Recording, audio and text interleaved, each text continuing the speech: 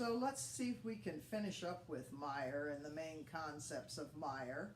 Essentially, I think one of the most interesting questions he raises in the article is regulation to benefit the regulated or the non-regulated? And so when you look at a typical regulatory policy, you assume that government is trying to rein in, constrain some particular industry, and maybe it's for safety reasons, price fairness, some reason that is deemed to be in the public interest. And in that case, regulation would be benefiting the non-regulated.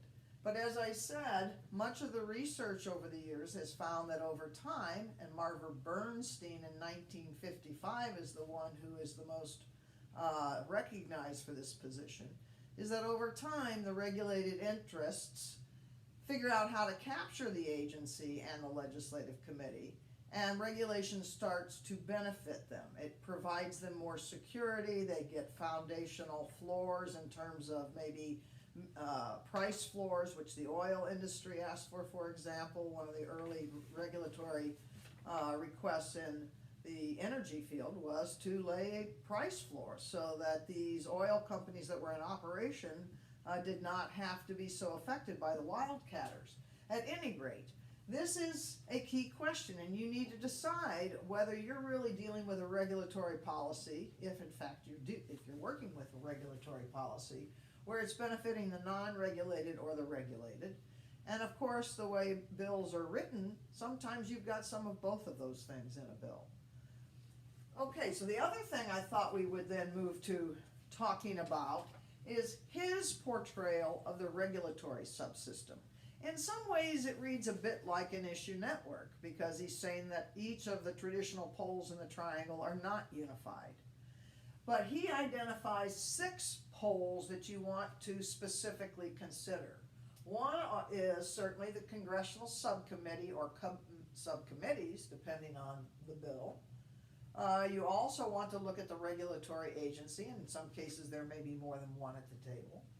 You also want to look at the industry groups. These are the ones that you would expect to be arguing against regulation, because most of us perceive regulation to be in the public interest, not in their interest. But if in fact the bill is to benefit the regulated, they're going to be all about it. Other interest groups, here one would like to think maybe you're talking about labor groups, certainly are important, but also consumer groups. Significant others, the experts. This is really coming from the Hugh Hecklow piece, the importance of the experts.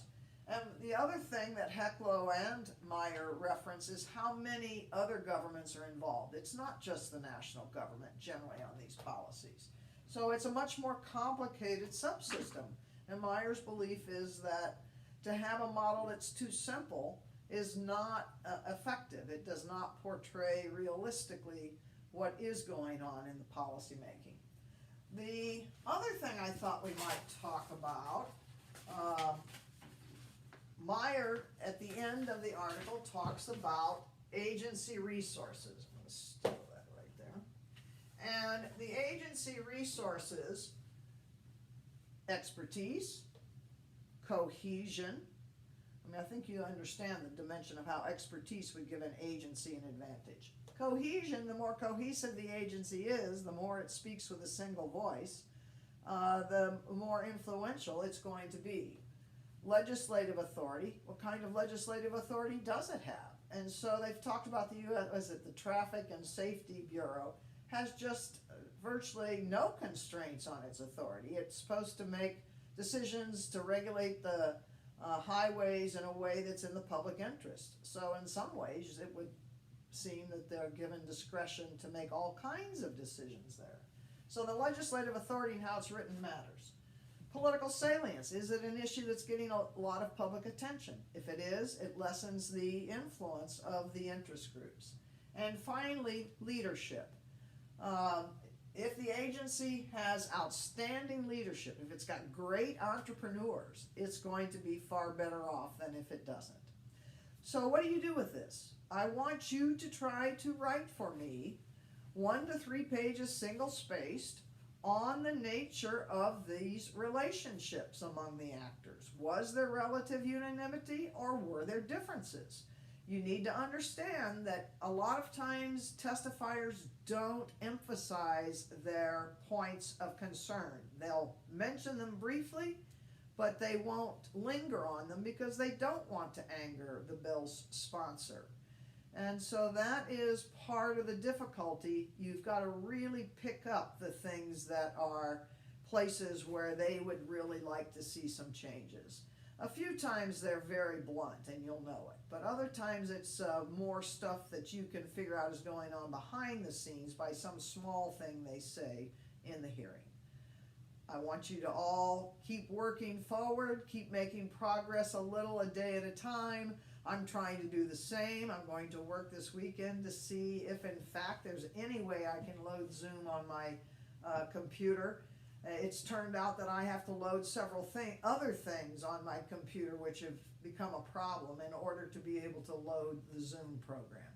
So we'll keep trying to improve this technology, but mainly I'm really glad to see that so many of you are doing well. I can tell by the questions you're asking and the things I've read that you're continuing to work, and that's what it's about. We'll see you again next time.